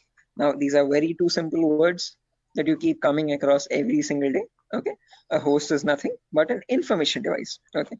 Any information device which is capable of communicating with other devices is known as a host. Okay. It could be a mobile phone, it could be a router, it could be a laptop, a personal computer, or any other device, an information device, okay, which is capable of communicating with other devices. Now, when you have such devices connected to each other, okay, which can communicate with one another, that forms a network. Okay, so a network is a collection of hosts which can communicate with each other and transmit data. Now, just like how we humans communicate with one another, we have our respective names. Okay, I can address you by your name. You can call me by mine, okay, and we can communicate with one another. We have our unique identities, okay. Similarly, these information devices as well have their unique identities, okay. So when they communicate from one device, when it wants to send packet to another device, it has a unique address for each device, okay, and on that address they communicate with one another, and that address is known as the IP address, guys. IP stands for Internet Protocol. This was built by the US military late in the 1950s or 1960s, okay, and there was IP version 1, IP version 2, IP version 3. All these were unsuccessful attempts. They were you could say experimental. What successfully worked out was the IP version 4, and we are still using that in today's world also. IP version 4 in simple terms is Internet Protocol version 4, okay, and that is what we'll be discussing about in today's class, okay. Anyone here who already knows about IPv4 addresses and who's familiar with these networking concepts? No, sir. Anyone? I'm not familiar, but I know the some, like whenever I was doing networking programming in college days. So since the networking, I know how to join the socket networking programming. I know some networking IP address, and also I've studied through MCA curriculum. So Right. Okay, perfect. No worries, guys. Just in case, even if you don't have any idea, we'll be going from the very basics, okay, from the binary itself, okay, to understand what these IP addresses are. Just as a information question, I just wanted to know if anyone was familiar. If not, also, don't worry at all. Okay. So I hope you know why we need IP addresses, guys. IP addresses are nothing but acting as an identity for each device. Just like how we have our names, you can address me by mine, I can call you by yours. Similarly, devices communicate with one another depending on IP address. Okay. Now, how does this IP address look like? Okay. Our names have alphabets in them: SHOAIB, SIVA, Shiva, and so and so. But IP addresses are completely numeric based. Okay. Specifically IPv4. Okay. IPv4 are completely numerical or decimal addresses. Okay. It's a 32-bit address, first property. Now, what is a bit? A bit is nothing but the smallest data format. Okay. It comprises of either 0 or 1. Okay, and your IPv4 address is a 32-bit address. What I mean by 32 is that it contains 32 zeros and ones like these consecutively. Okay, and these 32 zeros and ones are divided into 4 equal parts. Each part is known as a octet. Okay, octa in the sense 8 bits. Okay, so you have 4 parts, it's 8 bits each. Okay, and each of this is known as a octet. In simple terms, it can also be called as a byte. Okay, and each octet or each byte is separated by a dot symbol. This is how computers know IP addresses to be like. Okay, this language is known as the binary language of zeros and ones, and your computers or information devices all communicate on binary language only. But for us humans, it's quite tough to understand binary. Okay, so we can calculate it now. If you're quite familiar, if you have some experience, you can calculate binary in your mind itself. But looking at it and understanding it's quite tough. Okay, so in today's class, we'll understand how we can convert any binary number to a human readable format, to a decimal number. Okay, decimal numbers are from 0 to 9. Okay, these are human readable, what we use regularly from day-to-day life. Okay, what computers communicate on is binary data. Okay, so today we'll understand how to convert binary data to decimal data and how we can range the IP addresses. Okay, before that, a quick introduction on data formats. As I've mentioned, 1 bit is nothing but a value of 0 or 1. When you combine 8 such bits, that becomes a byte. Okay, in simple terms, it can also be called as an octet. When you combine 1024 bytes, that becomes a kilobyte. Your TextPad files, your contact applications and all these are in kilobytes of data. Okay, when you combine 1024 kilobytes, that becomes a megabyte. Okay, your PDF documents or your music files are in megabytes of data. 1024 megabytes becomes a gigabyte. Okay, your movie files or larger softwares are in gigabytes. 1024 gigabytes becomes a terabyte. Your hard disk is in terabyte storage data, and 1024 terabytes becomes a petabyte. We have never used petabytes until now. This petabyte data is usually used by cloud organizations. Okay, OneDrive, Google Cloud, blah blah blah. Okay, now let's understand how to convert this bit data or binary data into decimal data. Okay, so what I've done is I've taken down this first octet over here, 10101010, and I've written it down over here, as you can see, in an expanded format. Now to convert this, there are 2 simple methods. Method number 1 is there's no 2 simple steps to it, not methods, sorry. Okay, there's one method only. Okay, and with two simple steps. Okay, step number one is you write down the values from 2 to the power 0 all the way up to 2 to the power 7 from right to left. Okay, why specifically 2 to the power? Because this is binary data. You have only two possibilities, either a 1 or a 0. So first 2 power 0, then 2 power 1, then 2 power 2, then 2 power 3, then 2 power 4, then 2 power 5, 2 power 6, and 2 power 7. Let's write down the values for that. 2 power 0 is nothing but 1. Anything to the power 0 is always equal to 1. Okay, that is a mathematical rule. 2 power 1 is equal to 2. 2 power 2 is nothing but 2 into 2, which is 4. 2 power 3 is 2 into 2 into 2, that is 8. 2 power 4 is 16. 2 power 5 is 32. 2 power 6 is 64. And 2 power 7 is 128. Okay, now to convert this number, all you have to do is, just a second guys, let me open up Zoom so that I can draw on the screen. Give me a second.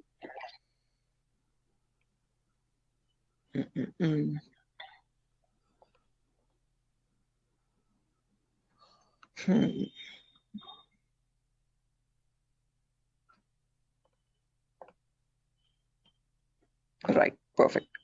So when you want to convert any number from binary to decimal, first things first, you have to write down these numbers. Then you multiply the lower number with the top one and add with the next one. As simple as that. Multiply, add, multiply, add, multiply, add. This goes on till the last step. Okay, so firstly 2 power 0 into 0. Anything into 0 is 0 itself. So I've written 0 over here. Then 2 power 1 into 1. That is 2 power 1 is 2. As you can see, I've written the value over here. Into 1 is the value itself, 2. 2 power 2 is 4. 4 into 0 again, we have 0. 2 power 3 is 8. 8 into 1, 8 again. 2 power 4 into 0, 0. 2 power 5 into 1, 32. 2 power 6 into 0, 0. And 2 power 7 into 1, that's 128. Now when I add all this up, 128 plus 32 plus 8 plus 2, that becomes 170. So when we humans read the number 170, the computer does not understand it like 170. It understands it like 10101010, something like on signal, off signal, on signal, off signal, on signal, off signal, on, off, like that 4 times. Okay, so is this clear guys? Any questions or doubts up to this part? Like how we have converted this binary number to a decimal number? How we know that 170 is equal to 10101010? Any questions for anyone? Again guys, if you have any questions or doubts, please feel free to raise your hand or let me know. You can interrupt me at any certain point. Okay, no issues at all. If you want me to repeat a concept also, please do let me know. I will repeat it as many times as you want. Okay, so guys, any questions up to this part? How we have converted this binary number to a decimal number? Shiva, Sujata, Bharati, Tripti, Vidyadhar. Who else is there? Biswajit, Chaudhary, Prasad. Hello. Yeah, Biswajit. Sir, you spoke about binary to decimal conversion. Sorry, decimal to binary conversion. Am I right? No, binary to decimal. I've converted this number 10101010 to decimal number 170. All the numbers was converted into binary as a decimal. All the binary number is converted into decimal 170. Right. This specific number 10101010. Okay. How did we do that? We wrote down these numbers 2 power 0 all the way up to 2 power 7. Multiply the lower number with the top one and add with the next one. Multiply and add, multiply and add, multiply and add. And that's how I got the final result as 170. So this 170 in binary is equal to 10101010. Right. Is this clear, Biswajit? Yes, I am clear. I know and I clear. Perfect. If everyone has understood this, guys, I have another number over here, as you can see, 01011010. Can everyone convert this value and give me the answer for that? Take your time. You have the table over here as well. Okay. And as I've mentioned, you need to multiply the row number with the top one. And just go with the next. Multiply and add, multiply and add. Okay. Take your time, guys, and let me know.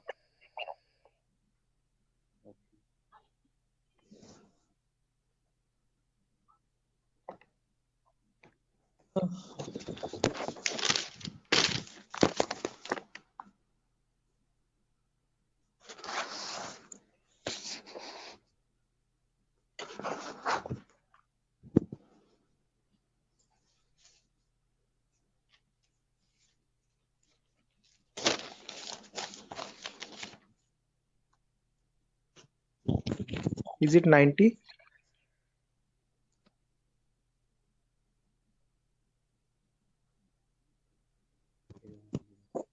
Yes, it will be 90. Correct answer, guys. 90 is the correct answer. Anyone else? Sir, are you going to provide us this text file also, or like we have to take notes in the means handwritten notes? Definitely. I'm gonna give this file at the end of the class. I'll take down all your email addresses, and on your email I'll send this document directly. You don't need to take any separate notes, guys. I'm gonna send this document file.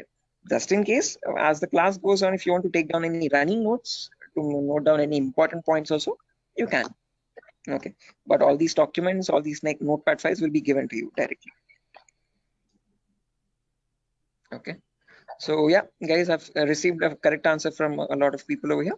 Again, as I've mentioned, just multiply the lower number with the top one and go on till the last. So this will be 2 power 0 into 0 plus 2 power 1 into 1 plus 2 power 2 into 0 plus 2 power 3 into 1, like that till the end, 2 power 7 into 0. Okay. To anywhere you have 0 over there, 2 power 0 into 0, just put that 0. 2 power 1 into 1, that's 2. 2 power 2 into 0, that's 0. 2 power 3 into 1, that's 8. 2 power 4 into 1, that's 16. 2 power 5 into 0, that's 0 again. 2 power 6 into 1, 64. And 2 power 7 into 0, 0. When you add all that up, 64 plus 16 plus 8 plus 2, you get the number 90. Anyone over here who has not got the number 90, guys, please do not feel shy. Again, if you're getting all the right answers, you're doing much great than me. In my first day, I could not solve this at all. Okay, I was a very dumb guy. So please, no shame in that. Okay, it's completely fine. Okay, because you need to get this concept very right in order to proceed with the further concepts. If you're failing at this one, it's gonna get a bit complex further down the lane. Okay, so any questions on this part? Please do not hesitate to let me know. Okay, assuming everyone has got this right.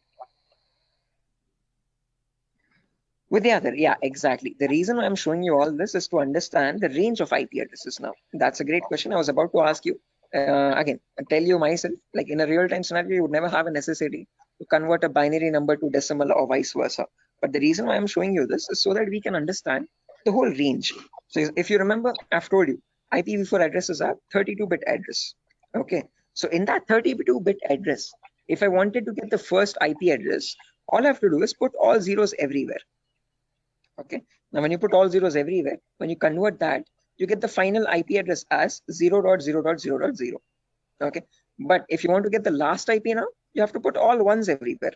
Okay, in all the octets, I've put all ones. So when I convert that, now there will be 2 power 0 into 1 plus 2 power 1 into 1 plus 2 power 2 into 1 all the way up to 2 power 7 into 1. So that would be 1 plus 2 plus 4 plus 8 plus 16 plus 32 plus 64 plus 128. So that is how you get the number 255. Okay, so the last IP in the IPv4 range will be 255.255.255.255. You will never have a number above 255.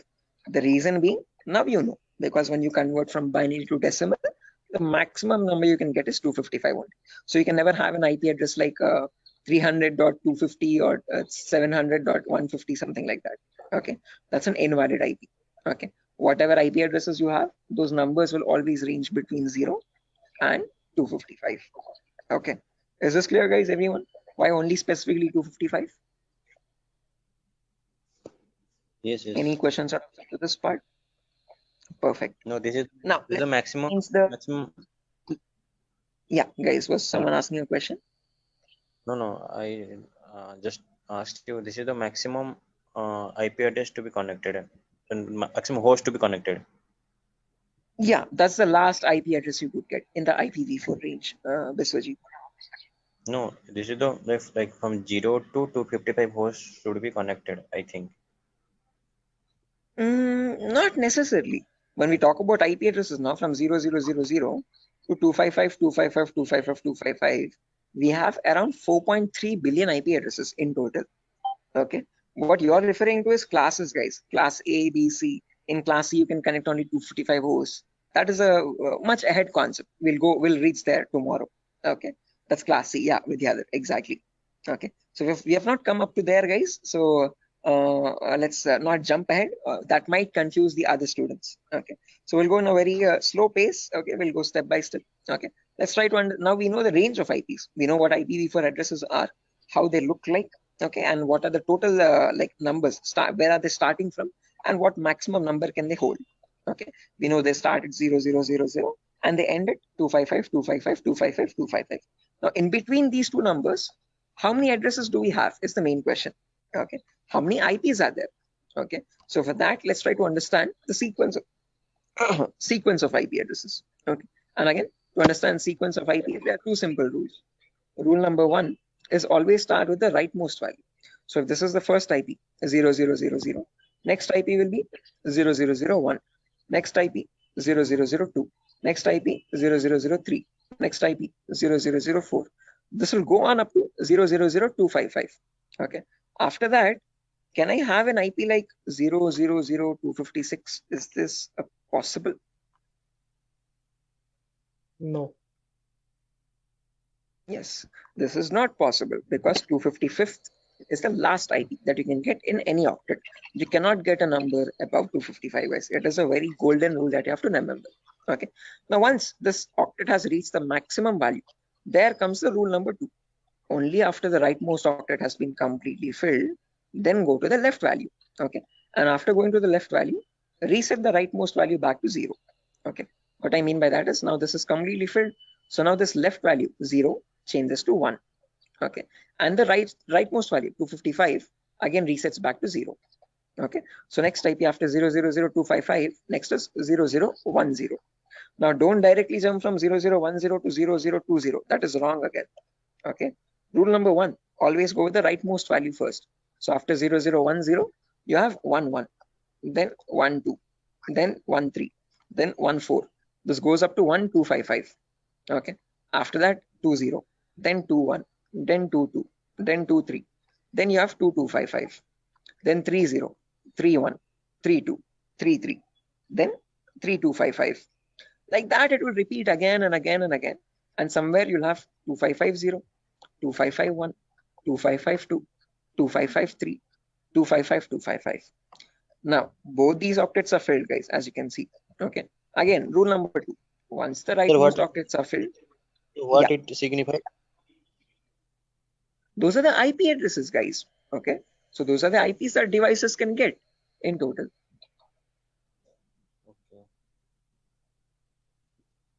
Okay, so continue. Right. Again, doesn't signify anything. I'm just showing the sequence of IPs. Okay. How do IP addresses progress from one another, one after the other, one after the other? Okay. Like after number 1, you have number 2, number 3, number 4. Like that, I'm showing you how IP addresses cycle one after the other. Okay. After 255, 255. Yeah. Is this class C or class B? This is the whole range of IP addresses. We have not come to classes, so forget that classes exist for the time being. Okay, I have not discussed what classes are. Okay, I have not discussed. I have not brought up the word class. Okay, so for the time being, just forget the word called class. When I come into it, then get reminded of it again. Okay, Biswajit, do not confuse yourself. I am right now just telling you how IP addresses progress from one after the other. Okay. So I'm just telling you what is the first IP. After that, what is the next IP? After that, what is the next IP? After that, what is the next IP? As simple as that. Okay. So after 00255, 255, now this is completely filled. This is also completely filled. So now this 0 changes to 1. So after that, 0100, 0101, 0102, 0103. Then you have 10255. Then after that, this 255 becomes 0. And this 0 changes to 1. So 110, 111, 112, 113, 11255. Like that, the cycle repeats again and again and again. And somewhere you'll get 01, 255.255. Just like how we had 0.0255.255, you have 0.1.255.255. Then after that, from 0.200 to 0.2255255, 0.300 to 0.3255255, like that, 0.255000 to 0.255255255. Now, whatever cycle repeated from the first IP 0000 till the IP 0.255255255, same cycle again repeats from 1000 to 1.255255255. Same repeats from 2000 to 2.255255255. Same from 3000 to 3.255255255. Finally, from 255.000 to the last IP 255.255.255.255. Okay, so all I'm showing you is the progression of IPs. How do IPs change from one after the other? What is the consecutiveness of IPs? Okay, so if you wanted to get the total number of IP addresses, you from 0000 till 255.255.255.255, it would be 255 to the power 4, because each cycle is repeating 255 times. So the total number of IP addresses would be 4.3 billion IPs. Okay, which is the number equal to 255 to the power 4. So with the other, yeah, the correct number of IP addresses would be 255 to the power 4. Hello, is that clear? Yes, sir. I understood something. Yeah. Okay, guys. Until this point, any questions, guys, for anyone? Again, do not get confused, guys. This is just to show you the sequence of IP addresses. In a real-time scenario, you would not need that anywhere. I'm just going very theoretically to get you familiar with the foundational concepts, like how IP addresses are built, how do they look like, what is the sequence of IP addresses, and so on. Going very basic. Okay. Sir, so sir, you told. Hello. Yeah, Biswajit. Sir, you told that 4.3 billion IP addresses. That means, sir, I did not get it actually. That, yeah, again, how many IP addresses are there, Biswajit? If you remember, each octet is cycling 255 times. Okay, so this first octet, rightmost one, is going from 0 to 255. Okay, after that, from 10 to 1255, again 255 times. So like that, each octet is cycling 255 times. So there are 4 octets now. So 4 octets in the sense 255 into 255 into 255 into 255. Basic permutations and combinations. Okay, and when you calculate that 255 to the power 4, you get the number 4.3 billion. Okay, so that is how we got that number. Is that clear, guys? Okay. Hello? Yes, sir. Yes, sir. I understood. Right. Perfect, guys. Now, my question to you guys is, in today's world, in the era of 2022, are 4.3 billion IPs sufficient? No. No, sir. No, sir. Definitely. Right, correct. Because the population itself is around 8 billion people, right? Close to 8 billion or 8.5 billion. 4.3 billion IPs are nowhere sufficient at all. Okay. Again, each person might use multiple devices in the network also.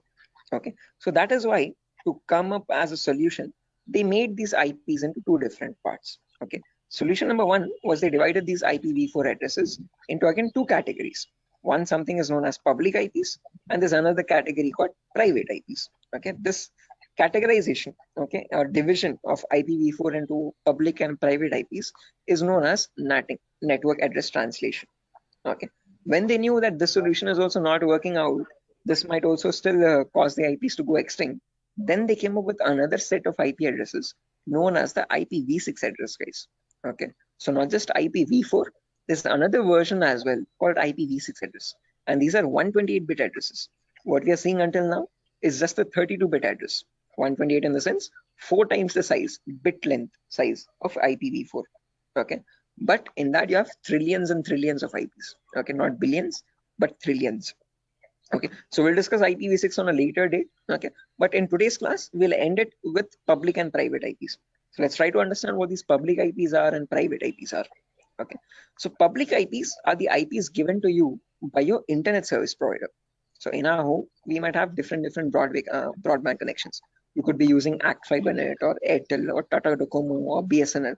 All these people are providing you the service of internet. Hence, they are known as ISP, internet service providers. Okay, they give you access to the internet by giving you a public IP. Okay, so to your home, you might have a router. Okay, that router might be getting a wire from the outside. Okay, that outside wire, that cable is nothing but giving you the public IP. Okay, so if you want to check your public IP, you could just go to the browser, and in the browser, you could just search, what is my IP? What is my IP? And from that, you get an IP address over here. If I click on the first link in the browser, you can see I'm getting my FiberNet from Act Fiber Beam. My location is Pedawalter, Andhra Pradesh, Vishakhapatnam. Okay, so this is my public IP. This is the IP I'm using from my ISP to access the internet or to take this Zoom session.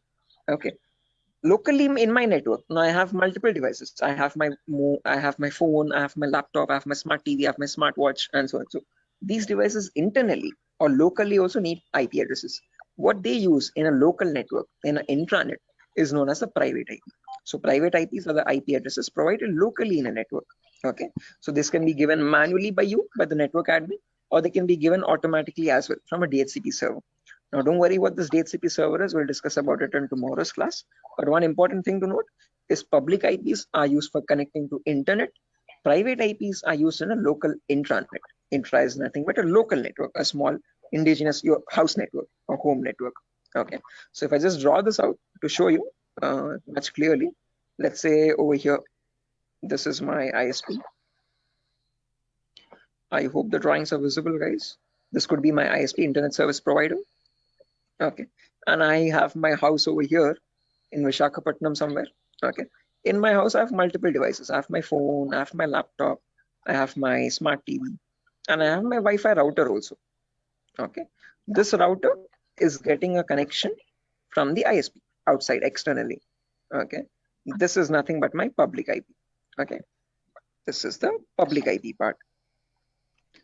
Oh, sorry, public IP. Okay, on the intranet locally, now these devices, every device will be connected to the router internally. Okay, by giving the correct Wi-Fi router password. Okay, and these devices will get the private IPs. Okay, my phone will get one private IP, my laptop will get a different private IP, and my smart TV could be getting a different private IP. Each of them will be unique in a local network. Okay, so this is where public IPs come into play, and this is where private IPs are used in a local network. Is this clear, guys? Any questions up to this part theoretically? Hello? Public ISP, private. Okay, sir. Any questions, guys? Sir, actually, internet, just. Yeah, internet is what you connect to the World Wide Web. Okay, whenever you're opening up your browser and connecting to any public website, okay, that public website is nothing but the internet facing site. Okay, your google.com or your yahoo.com, youtube.com, all these are public addresses. Okay, private IPs are the local IPs. So your inside home network is a private IP network, and that private network is known as the intranet. Okay, and this is the intranet, INTRANET. Okay, intra is nothing but local network, and this is the internet. Okay. Is this clear, guys? Any questions or doubts up to this? Yes, please go ahead, guys. Sir, why they have been given private IPs? Like they are also connected with internet somewhere around. Okay. So, like, why they have been given private IPs? They should be public, right? Which ones? I didn't get your point. Who's Like asking the question, guys? the devices which are in the home, they are in private IP, right? So somewhere around they are also in connection with the ISP. So they should be public, you know. They should also be public. Yeah. So good question, Tripti, I guess. So whenever now let's notice over here. Let's say I have one phone over here and I have my laptop over here. Okay. let's say my brother's using my phone at the moment. Or let's say this is my phone. I'm browsing Facebook from my phone. My brother is using his laptop and he's also browsing Facebook. Okay. Now each of them, when they want to connect to the internet, okay, they will use the public IP. One, let's say this public IP is something like, let me draw this out. Yeah, annotate.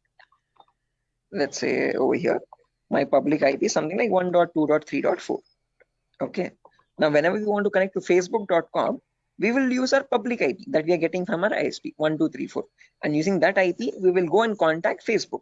And from Facebook, we will load our pages, internet or our Facebook feed or whatever it is. Okay. Now, let's say I am also browsing Facebook. My brother is also browsing Facebook from the same public IP. Now, how does Facebook know how to send my data to my phone exactly and my brother's data to his the laptop or computer he is using? Okay, up to public IP, it will reach a router. But from the router, how does the router know which is the device which is holding my phone and which is the device which is holding my brother's laptop? That is where private IPs come into play. Okay, because my phone has a unique private IP where I have my account and my brother's laptop has his own unique private IP where that system has its own private unique address again. Okay, so private IPs are used to identify a device in a local network and send the packets exactly to that device. Are you getting the point, Tripti? Yes, sir. Got it. Okay. So public IP is used to give you access to public services on the internet. Okay.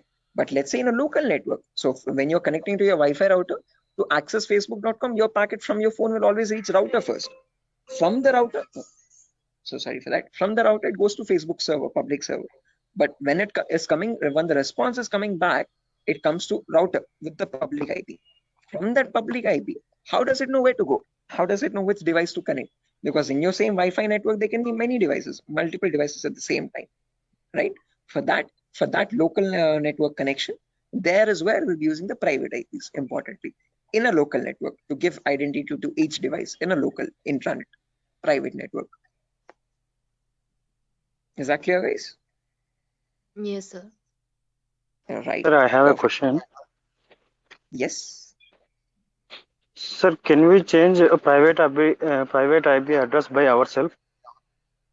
Yes, you can. Private IPs are in completely your control, and you can modify them according to your choice.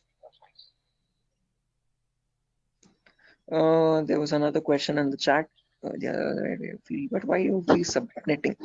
Again, Vidyadhar, subnetting is only a concept to reduce the wastage of private IPs. Again, others who don't know what subnetting is, guys, do not get confused. This is a very advanced concept.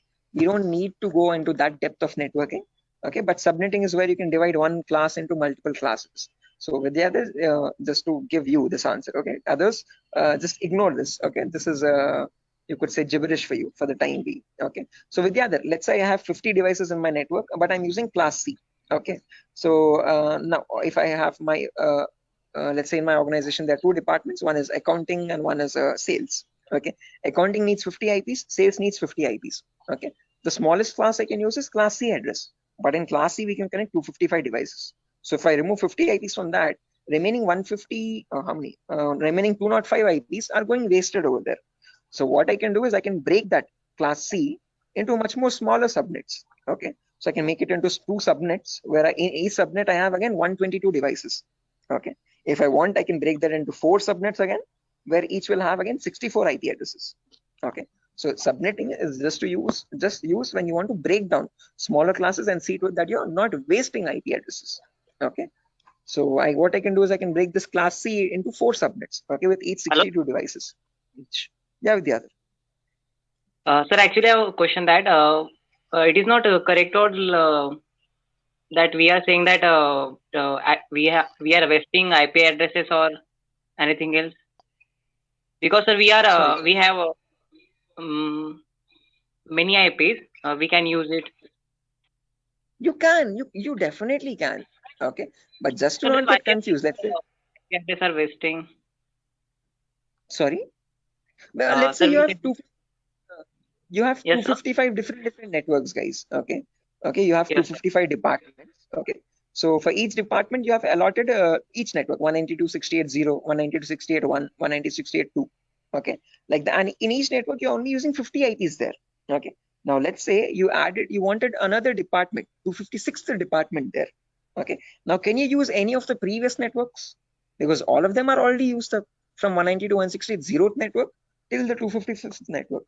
Now if you want to add the 256th network with another 50 IPs or 100 IPs extra, then what will you do is my question. Okay, sir. Okay. Are you getting my point? Yes, sir.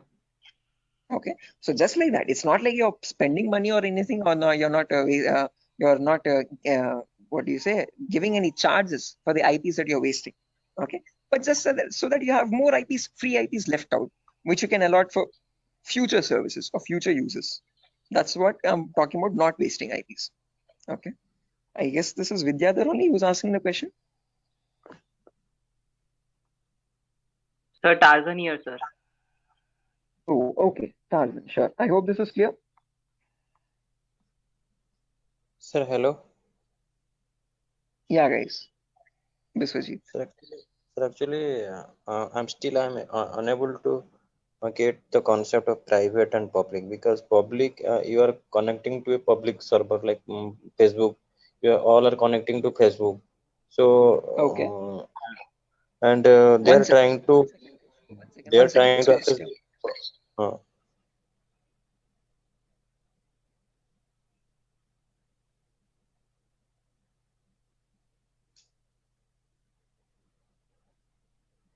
Stay on hold. Just give me 1 minute, guys. I'm so sorry for that. Biswajit, just give me a minute.